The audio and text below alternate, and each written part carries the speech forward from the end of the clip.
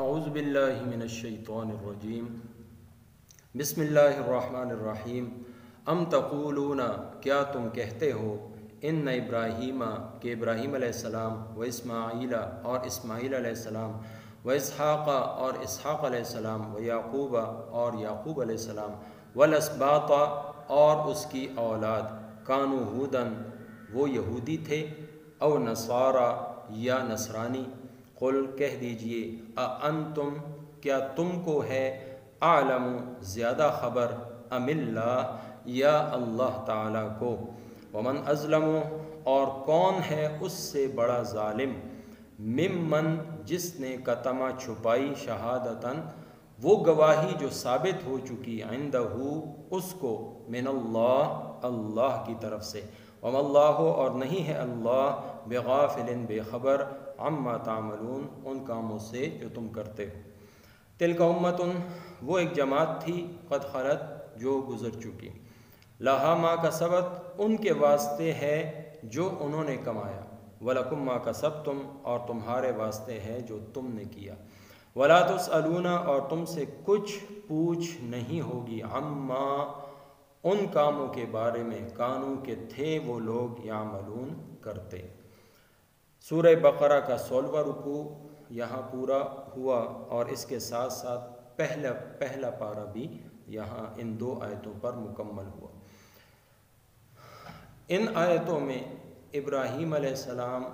اور ان کی اولاد اور پھر یعقوب علیہ السلام اور ان کی اولاد کے بارے میں،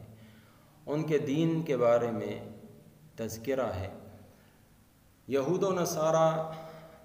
دونوں جب توحید کے حوالے سے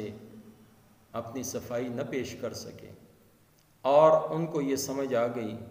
کہ وہ توحید جو ابراہیم علیہ السلام نے پیش کی تھی وہی محمد عربی صلی اللہ علیہ وسلم پیش کر رہے ہیں، اور اسی طریقے سے جس طرح انہوں نے آخرت کی بات کی تھی، رسالت کی بات کی تھی، وہی بنیادی باتیں یہ پیغمبر بھی کرتا ہے۔ تو اب ان باتوں کا تو ان سے جواب نہ بن سکا، تو انہوں نے ایک نیا شوشہ چھوڑا، اور وہ یہ کہ ہمارے جو بڑے تھے یعنی ابراہیم علیہ السلام، پھر ان کے جو بیٹے تھے اور ان کے پوتے حضرت یعقوب علیہ السلام، یہ سب کے سب یہودی عقیدہ رکھنے والے تھے، اور عیسائی کہتے تھے کہ نہیں،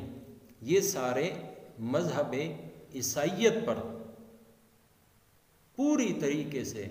طریقے سے مضبوط کھڑے تھے۔ اب ان دونوں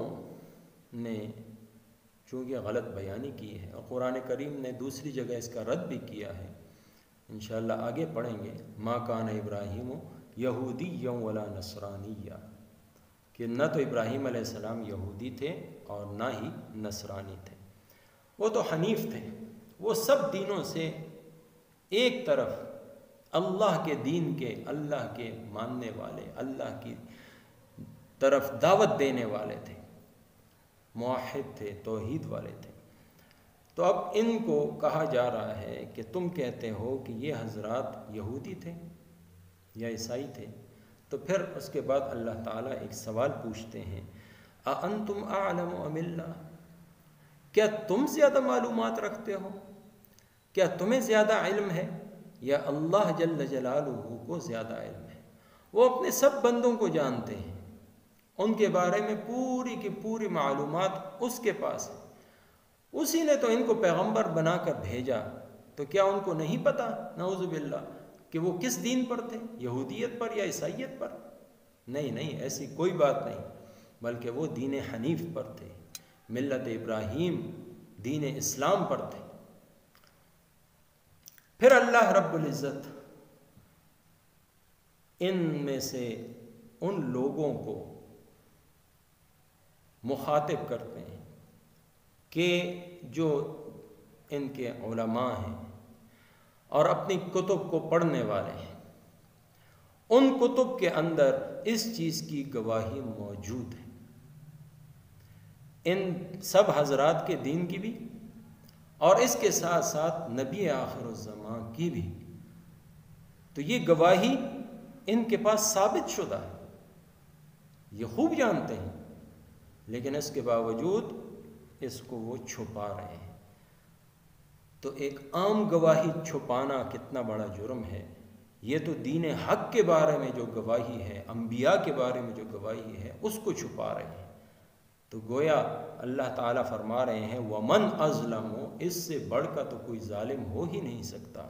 جو اللہ تعالیٰ کی بتائی ہوئی گواہی کو، اللہ تعالیٰ کے بتائے ہوئے حکم کو، علم کو اور اس کی نازل کردہ کتاب میں موجود باتوں کو چھپائے، جو ان کے انبیاء کے دین کے حوالے سے یا نبی آخر الزمان کے حوالے سے ہیں، تو یہ تو بہت بڑے ظالم ہیں۔ وَمَا اللَّهُ بِغَافِلٍ عَمَّا تَعْمَلُونَ، اور اللہ جل جلالہ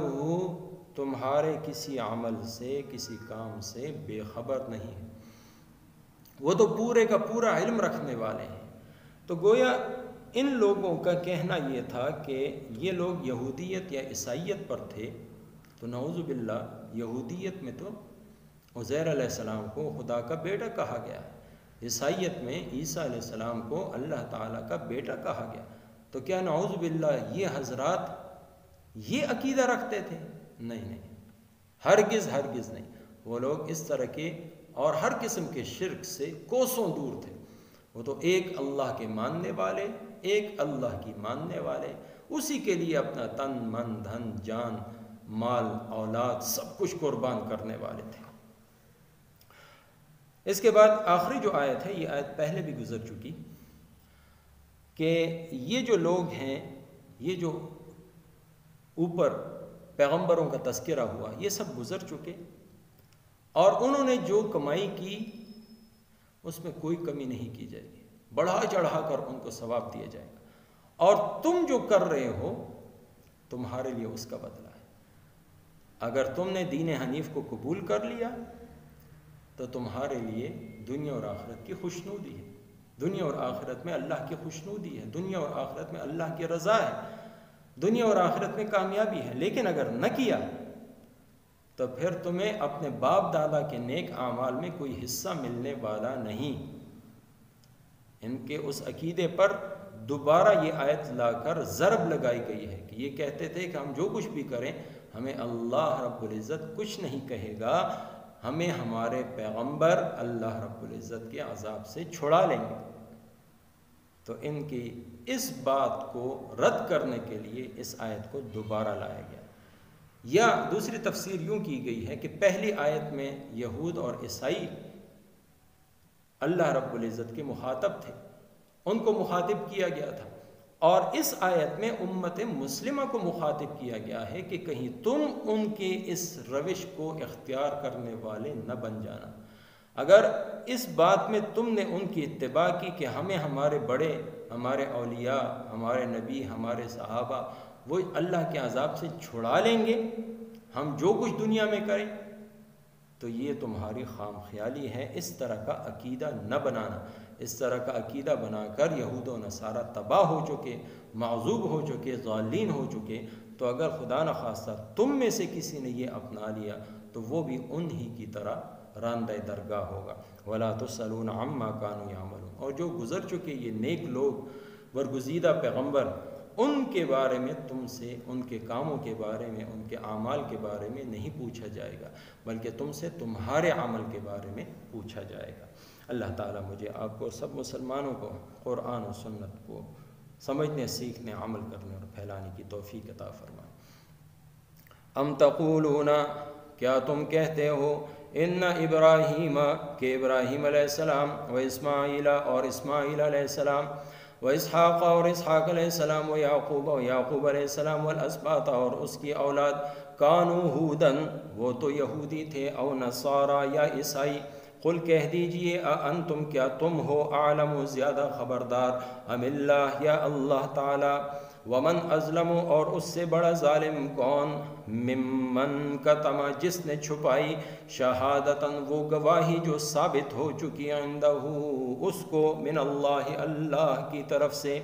وما اللہ اور نہیں ہے اللہ بغافل